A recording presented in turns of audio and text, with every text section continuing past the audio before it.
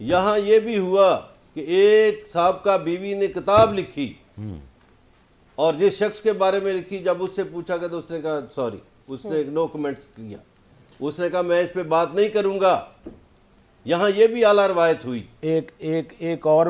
اور سابقہ بیوی نے کچھ اچھی باتیں کہیں تو ان کو فوراً تسلیم کیا گیا، یہ بھی بات ہوئی یہاں۔ کہا گیا کہ اس سے سچی کوئی نہیں۔ ایک سابقہ بیوی کی باتیں غلط ہیں اور ایک سابقہ بیوی کی باتیں اچھی ہیں کیونکہ وہ اچھی باتیں کرتی ہیں۔ اچھا مظہر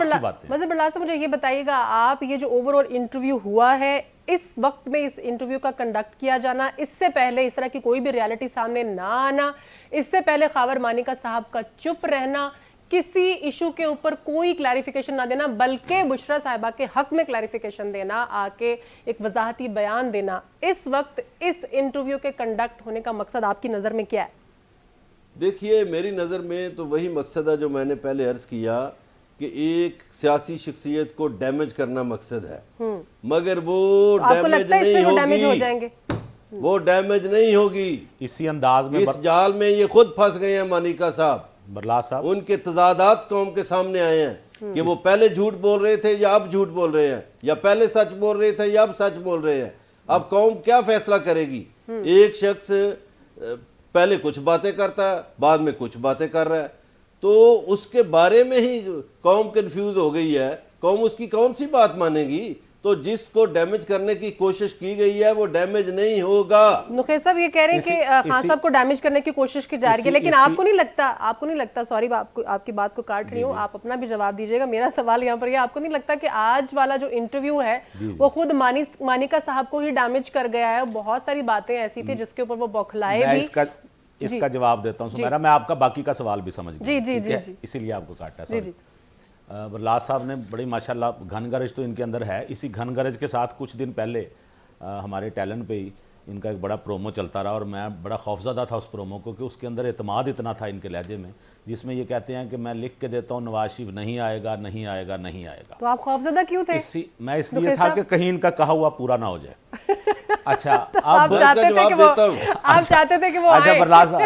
جی دوسرا سوال سمیرا جو آپ نے کیا بڑا اہم سوال ہے لیکن میں بھول گیا ہوں، دوبارہ کریں ذرا۔ جی میں یہ آپ سے یہی پوچھنا چاہ رہی تھی کہ اوور آل جو ہے آپ اس کو کس طرح سے دیکھتے ہیں کہ اس وقت میں اس انٹرویو کا کنڈکٹ ہونا کیسا ہے، اس سے پہلے کہ ان کے بیانات اور اس سے پہلے ان کا خاموش رہنا اور اب ایک دم سے آ کے بولنا؟ دیکھیں سمیرا، اس میں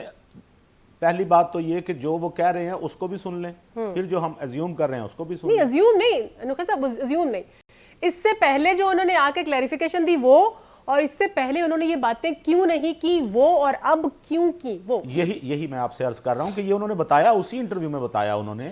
کہ میں نے پہلے اس لیے نہیں کی کہ مجھے جان کی دھمکیاں مل رہی تھیں میرے بچوں کو، میں خوفزدہ ہو گیا تھا، اور یہ باتیں اس لیے کی کہ اب میری برداشت سے بات باہر ہو چکی ہے، میرے بچوں کو بہت زیادہ، یہ مجھے نہیں پتا وہ یہ صحیح کہہ رہے ہیں یا غلط کہہ رہے ہیں، لیکن آپ والا سوال ہی اس پہ اینکر نے کیا تھا ان سے کہ آپ پہلے ڈرے ہوئے تھے یا اب ڈر کے آپ انٹرویو دے رہے ہیں۔ ان دونوں سوالوں کا جواب انہوں نے دے دیا کہ میں پہلے ڈرا ہوا تھا، اب مجھے احساس ہوا، میرے ضمیر پہ بوجھ ہے، یا جو بھی وہ باتیں کر رہے ہیں وہ صحیح کر رہے ہیں یا غلط، میں نے پھر بتایا یہ ایشو ہے ہی نہیں۔ آپ کہہ دیں میں آپ کے ساتھ ہوں کہ مانیکا صاحب غلط ہیں، لیکن مجھے ایک بات بتائیں، بشرا بی بی بھی غلط ہیں؟ ان کے اندر بھی کوئی جھوٹ سامنے آیا یا نہیں؟ یا ابھی بتا دیں، کیونکہ کچھ دن کے بعد یہ نہ کہیں سارے مل کے کہ نہیں بشرا بی بی بھی غلط کہہ رہی ہیں۔ نہیں بات تو یہ نا کہ پہلے وہ ان کو نیک پارسا کہہ رہے تھے، آج ان کو وہ غلط کہہ رہے ہیں، تو اب اس میں کیسے فرق میں نے آپ کو کہا کہ بشرا اس سارے انٹرویو میں جو انہوں نے کہا ہے اور جو بشرا بی بی کے بھی کچھ کلپس ہم نے سنے،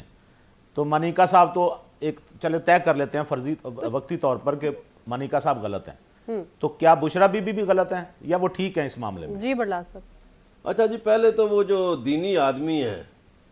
تو دین تو ہمیں یہ کہتا ہے کہ سچ بولیں، وہ یہ نہیں کہتا کہ 4 سال چپ رہو تو پھر سچ بولو، دین یہ نہیں کہتا۔